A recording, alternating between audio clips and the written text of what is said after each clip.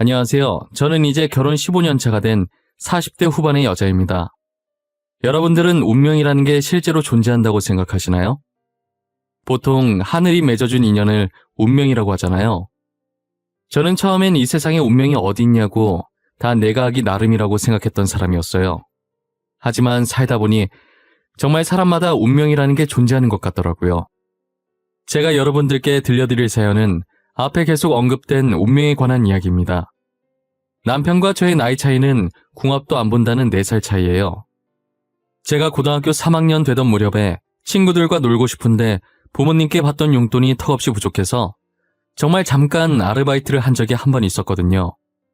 대학로에 있던 조그만 토스트 가게였는데 저보다 먼저 들어와서 일하던 남자 직원이 있었어요. 거기서 같이 아르바이트를 하면서 서로 의지하다 사귀기 시작했고 이렇게 결혼까지 하게 되었네요. 지금은 남편과 결혼해서 시댁 식구들과 아무 탈 없이 잘 살고 있지만 저희가 결혼하기까지의 과정이 정말 순탄치 않았어요. 그 이유는 저희 남편 집안에서 저와 남편의 결혼을 엄청 반대했었거든요.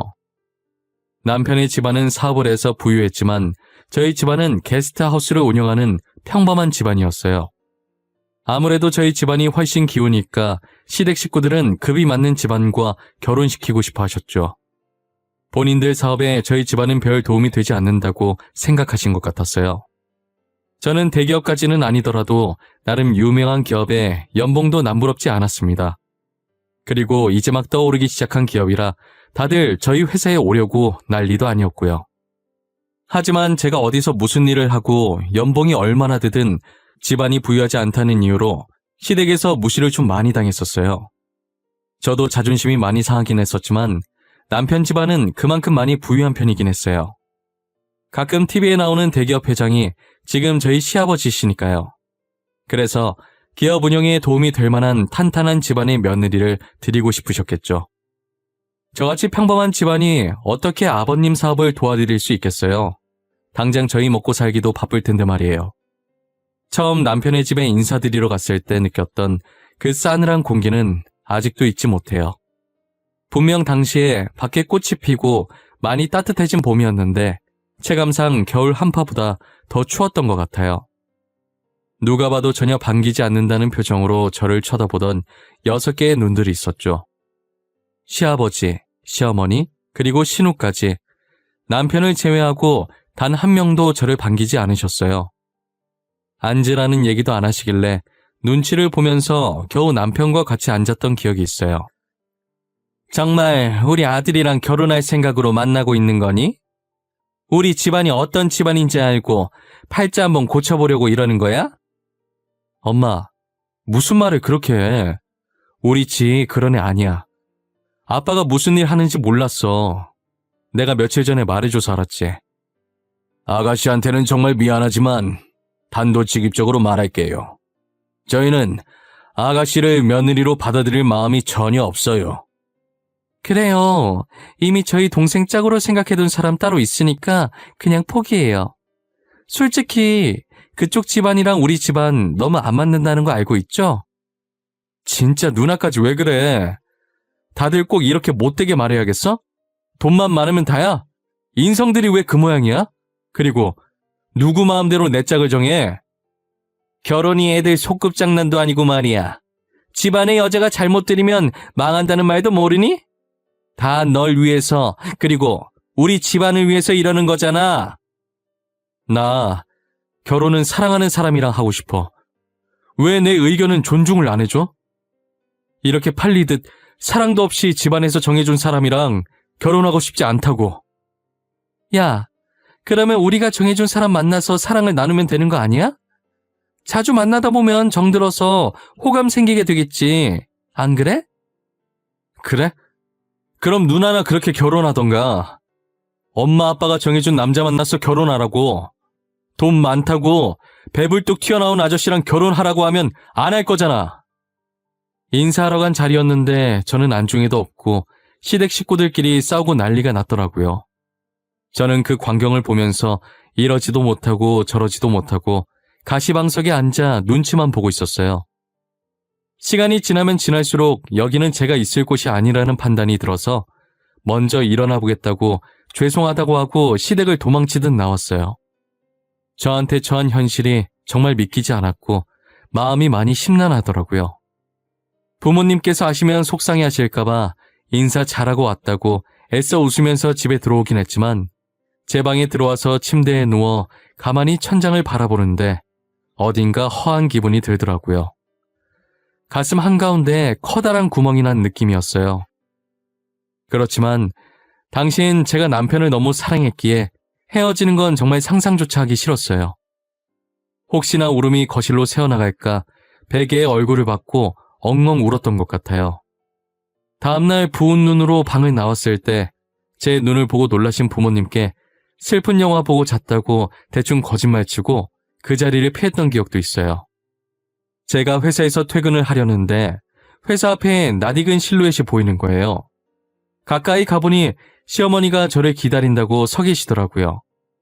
근처 카페에 얘기할 수 없냐길래 알았다고 하고 카페로 모셨어요. 저번엔 너무 무례했던 것 같아 미안하구나. 하지만 우리 기원이는 결혼할 짝이 따로 있어. 그러니 이렇게 정중히 부탁하마. 제발 기원이랑 헤어져 주겠니? 어머님, 이렇게 헤어져 달라고 부탁하는 것도 무례한 행동이에요. 저 기원 오빠랑 헤어질 수 없어요. 정말 죄송해요. 혹시 돈 때문에 결혼하려고 하는 거니? 그런 이유라면 내가 줄게. 얼마나 주면 기원이랑 헤어져 줄 거니? 응? 나한테 말만 해. 돈 줄게. 말만 하라고요? 제가 얼마나 부를 줄 알고 이러시는 거예요? 강남에 건물 하나 달라고 하면 주실 수 있으세요? 회사 하나 차려달라고 하면 차려주실 수 있으세요? 앙큼한 기집애. 저번에 집에 왔을 땐 아무 말도 못하더니 기원이 앞이라고 고상한 척 일부러 입 다물고 있었던 거야? 어머님, 저는 어머님께서 얼마나 주시든 오빠랑 헤어질 마음이 없어요. 돈만 많으면 다예요? 어딜 가시든 사람을 이런 식으로 대하지 마세요. 나중에 다시 다 돌려받아요. 시어머니께서는 지치지도 않는지 며칠 동안 쉬지 않고 저를 찾아와 헤어져 달라고 부탁하더라고요. 한 번은 봉투가 터질 만큼 돈을 꽉 채워서 저한테 내미시는 거예요. 확인해보고 부족하면 말 안 하면서요. 저는 시어머니께서 매일 찾아오신다고 해도 버틸 수 있을 때까지는 버텨보려고 했었어요. 하지만 돈 봉투를 내미는 모습을 보고 남아있던 정도 모조리 떨어져서 도저히 못 참겠더라고요. 결국 시어머니께서 바라시는 대로 남편에게 헤어지자고 말하고 휴대폰을 꺼놨었어요. 저는 항상 밖에서 속상한 일이 생기면 늘 집에 와서 할머니한테 말했었거든요.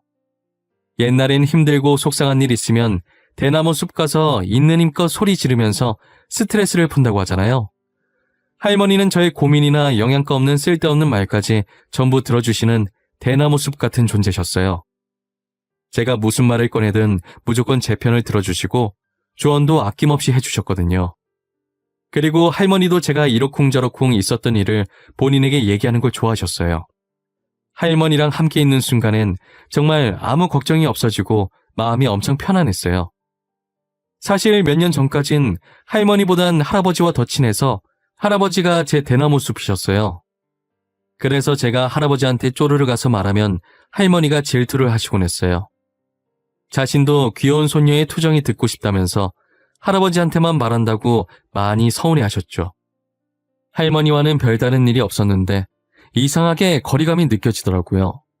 아마도 어머니와의 마찰을 빚는 장면을 몇 번 보게 되다 보니 그렇게 된 것 같다는 생각이 들어요. 할아버지께서 세상을 떠나신 뒤로는 줄곧 할머니께 가서 조잘거리기 시작했죠. 할머니, 나 완전 어이없는 일이 있었어. 오빠 집에 인사드리러 갔던 거 알지? 내가 마음에 안 드는 건 괜찮거든? 근데 왜 우리 집안 가지고 걸고 넘어지는지 모르겠어. 뭐? 아직도 집안 타령하면서 결혼을 반대하는 사람들도 있단 말이야? 지금이 아직도 호랑이 담배 피던 시절인 줄 아는 양반들이 있나? 내 말이 그 말이야. 결혼하는데 집안이 뭐가 그렇게 중요해? 둘이서 잘 먹고 잘 살기만 하면 되는 거지. 굶어 죽지만 않으면 되는 거 아니야? 결혼하면 집안 다 필요 없어. 둘이서 나가 살 건데 무슨 상관이래. 그 집안도 참 유별나다, 유별나. 돈 많은 집안은 아직도 그러고 사나 보네. 아니 진짜 자기들이 돈이 있으면 얼마나 있다고 저러는 거야. 나보고 돈 줄 테니까 오빠랑 헤어지래. 누굴 거주라는 거야 뭐야? 뭐? 완전 썩을 것들이구만. 그게 어디서 배워먹은 버르장머리래. 이 할미한테 데리고 와 아주 눈물 콧물 쏙 빼놓으려니까. 그럴 필요 없어. 내가 건물 줄 거 아니면 됐다고 했거든. 오빠랑도 헤어졌어. 그런 시어머니 있으면 진짜 피곤할 것 같아. 그래, 잘 헤어졌네. 누가 감히 우리 귀한 손녀한테 그런 대우를 해? 그놈 아니어도 좋은 놈 이 세상에 흘러넘치고도 남아. 할머니께 시어머니와 있었던 일을 말해드리니 제게 누가 감히 그런 대우를 하냐고 하시더라고요. 잘 헤어졌다고, 그런 시어머니 밑에 들어가서 좋을 것 하나도 없다면서 결혼 전에 걸러져서 다행이라고 당신 일처럼 화를 내시면서 저를 위로해 주시더라고요. 저는 본인 일처럼 화내주시는 할머니가 제 편이라는 게 너무 든든했어요. 이런 할머니가 제 할머니라는 게 너무 좋았고 할머니 없는 세상을 상상하기도 싫었어요. 남편과 헤어지고 2달 정도 지났을 때쯤 역시 시간이 지나니 저도 어느 정도 괜찮아지더라고요. 간만에 친구들이랑 쇼핑이라도 한번 해볼까 싶어서 백화점으로 향하고 있었는데 백화점 근처에 있던 카페에서 정말 우연히 다른 여자와 함께 있는 남편을 보게 되었어요. 지희야, 저기 카페에 앉아있는 저 남자 네 남자친구 아니야? 왜 다른 여자랑 같이 있냐? 둘이 헤어진 지 얼마나 됐다고. 닮은 사람이겠지. 요즘 비슷하게 생긴 사람이 한둘이야? 지금 우리도 갈 길이 바쁘거든? 그러니까 신경 쓰지 말고 그냥 가자. 아니라니까. 진짜 네 남자친구 맞다니까. 알잖아. 나 사람 얼굴 잘 기억하는 거. 2달 만에 다른 여자를 만났다고? 진짜 네 남자친구도 대단하다. 이제야 좀 괜찮아지나 했는데 카페에서 다른 여자와 있는 남편을 목격하고 나서 다시 심란해지더라고요. 도대체 그 여자는 누구이며 어떤 관계였고 왜 만나게 된 건지 하나부터 10까지 궁금증 투성이었어요. 그런 일은 절대 없겠지만 나와 만나고 있을 때도 아는 사이였는지 궁금했어요. 저는 평소처럼 집에 가서 할머니께 어린아이 마냥 툴툴거리며 하소연을 하고 있었어요. 열심히 핏대 세우면서 울분을 털어놓는 와중에 전화가 한 통 오더라고요. 전화를 받고 나가니 시어머니께서 저희 집 앞에 서 계셨었어요. 우리 기원이랑 다시 만나. 그렇다고 너네들 결혼까지 허락하는 건 아니다. 나는 연애만 허락한 거니까 둘이서 연애만 해. 알겠니? 어머님, 갑자기 찾아와서 무슨 소리를 하시는 거예요? 뭘 허락해요? 저 귀여운 오빠랑 헤어졌어요.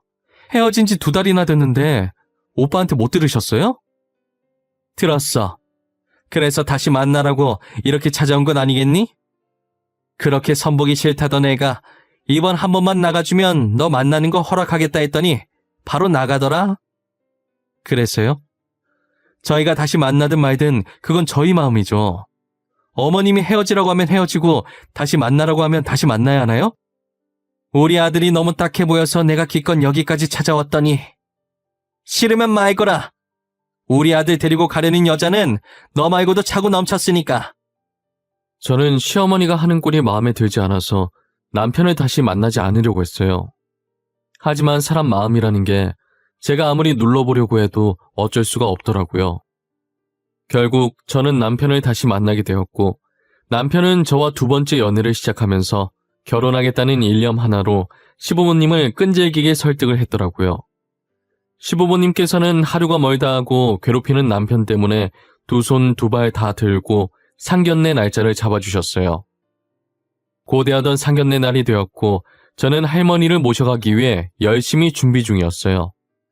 할머니는 자신이 그런 곳 가서 뭐하냐고 안 가시겠다고 한사코 거절을 했지만 할머니도 가족인데 가는 게 당연하다며 꼭 같이 가달라고 매달리다시피 사정을 했었어요. 할머니, 지금 뭐해? 빨리 옷 입어야지. 옷 입어야 나갈 거 아니야. 우리 이러다 늦겠어. 내가 어제 사다 준 옷 입어. 아이, 나는 안 갈란다. 나 빼고 셋이서 갔다 와. 상견례 자리에 이 늙은이가 가서 뭐 한다고? 됐어, 안 가. 할머니도 가족인데 왜 안 가? 당연히 가야지. 빨리 옷 입어. 할머니 안 가면 나도 안 갈 거야. 어머님, 얼른 옷 입으세요. 지 똥꼬집 아시잖아요. 그리고 지 말 틀린 것도 없어요. 어머님도 가족인데 같이 가야죠. 애미, 너까지 진짜 왜 그러냐? 나는 정말 그런 자리 부담스러워. 그쪽 식구도 내가 가면 부담스러울 건데 괜히 나 때문에 분위기 망치기 싫다. 됐어. 할머니 안 간다니까 나도 안 가. 몰라. 할머니 간다고 할 때까지 안 갈 거야. 손녀딸 파혼당하는 거 보고 싶으면 계속 그러고 있던지 해. 양가 부모가 만나는 자리인데 괜히 조모까지 껴서 폐만 끼치게 될까 걱정을 하시더라고요. 저는 그런 걱정 하지도 말라면서 할머니 옷을 입히고 그대로 아버지 차에 태웠어요. 약속 시간보다 일찍 상견례 장소에 갔는데 시댁 식구들이 저희보다 먼저 도착해 안에 들어가 계시더라고요. 저희 부모님은 룸 문을 열고 기다리게 해서 죄송하다고 시부모님께 고개 숙이며 말씀하고 계셨고 저는 뒤에서 거동이 살짝 불편하신 할머니를 챙기고 있었어요. 시부모님께서는 그런 저를 보고 할머니까지 모시고 온 거냐며 못마땅하다는 듯 말하시다가 할머니의 얼굴을 보고서 눈에 띄게 놀라시며 입만 벌리고 아무 말도 못하시더라고요.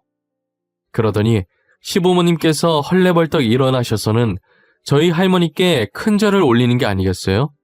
순식간에 벌어진 상황에 저희 가족은 물론이고 남편과 신우까지 놀래서 이 상황을 쳐다만 보더라고요.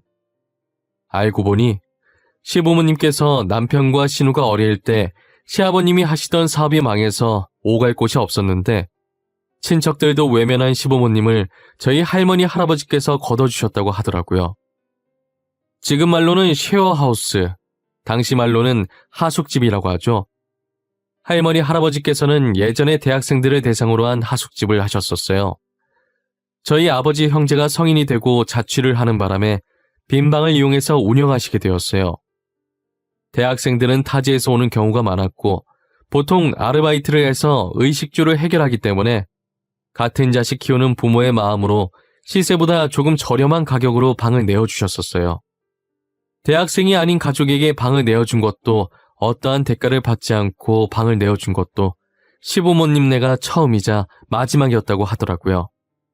이제 막 걸어다니기 시작하는 아이들을 데리고 길거리를 떠돌던 모습이 안쓰러웠다고 하셨었어요. 본인들이 적자를 보더라도 방을 하나 내어줘야겠다는 생각을 했다고 하시더라고요. 같이 생활하는 동안엔 자신의 친자식처럼 친손자처럼 보살펴 주셨다고 하셨었어요.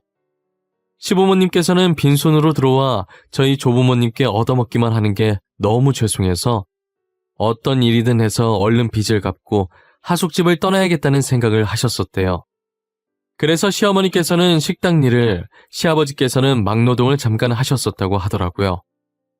열심히 번 돈으로 조부모님께 반값 드리려고 방문을 여니 안 계셔서 화장대에 돈봉투만 놓고 나왔는데 일을 마치고 집에 와보니 조부모님한테 드렸던 돈봉투가 다시 시부모님 방으로 돌아와 있었대요. 반값 안 줘도 되니까 그 돈 모아서 가족들끼리 편히 지낼 수 있는 곳으로 이사가라는 편지와 함께 말이에요. 할머니의 편지를 보고 시어머니께서는 소리가 새어나갈까 입을 막고 엄청 우셨다고 하시더라고요. 태어나서 제일 많이 울어본 날이 그날이었다고 하셨었어요. 그렇게 돈을 조금씩 모아서 내 식구가 겨우 놓을 수 있을 정도의 단칸방으로 이사를 갔다고 하셨었어요. 사업이 망하게 된 게 시아버지께서 친구의 보증을 잘못 써주는 바람에 그렇게 됐다고 하더라고요. 다행히 친구가 어디서 돈을 구한 건지 다시 시부모님 앞에 나타나 미안하다며 돈을 쥐어주고 갔대요. 다시 큰 돈을 손에 쥐어지게 되자 저희 조부모님부터 생각이 났었대요. 그래서 곧바로 하숙집을 찾아갔었는데 그땐 이미 하숙집이 없어진 상태였다더라고요. 결국 주인 잃은 돈으로 시아버지께서는 사업을 시작했고 사업이 대박나면서 단칸방을 탈출하셨다고 하셨었죠. 시어머니께서 옛날 이야기를 마치고 눈치를 보며 조심스럽게 할아버지의 안부를 여쭤보셨는데 할머니께서는 정말 덤덤하게 웃으시면서 더 이상 이 세상에 없다고 대답하시더라고요. 어머님, 저 오늘 아버님이랑 같이 안 오셨던데 아버님은 잘 계시는 건가요? 아버님도 여기에 같이 계셨으면 참 좋았을 텐데 말이에요. 우리 영감탱이 이 세상 사람 아니야. 저기 가서 다른 할매 만나서 잘 살겠지 뭐. 아, 저희가 더 일찍 찾아뵀어야 했는데 너무 죄송해요. 저희 먹고 살기도 바빠서 은혜도 있고 두 분 찾을 생각을 못했어요. 괜찮아. 나라도 이렇게 만나서 다행이지. 아마 영감도 하늘에서 보고 있을 거야. 그래도 지금 이렇게 잘 살고 있는 모습 보니 보기 좋네. 시부모님은 더 일찍 찾아뵐 걸 너무 죄송하다고 눈물을 훔치기 시작하셨어요. 할머니는 나이 들면 다 떠난다고 울 것 없다면서 가라앉은 분위기를 풀어보려고 하셨죠. 걱정이 많았던 저희 상견례는 할머니 덕분에 화기애애한 분위기로 마칠 수 있었어요.